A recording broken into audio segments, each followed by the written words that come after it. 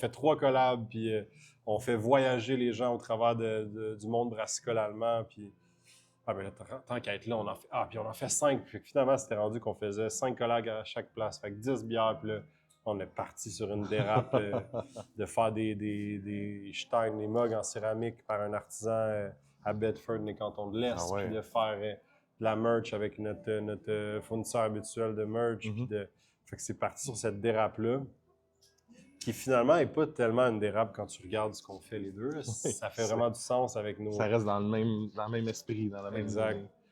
C'était comme un... Puis les 5 sont venus comment, en fait? Si tu comme, OK, ouais, là, mettons, tu disais, oui, une LS, c'est cool. Là, après ça, t'es OK, mais est-ce que les autres styles, c'était d'autres styles que vous vouliez aussi présenter, que vous vouliez travailler?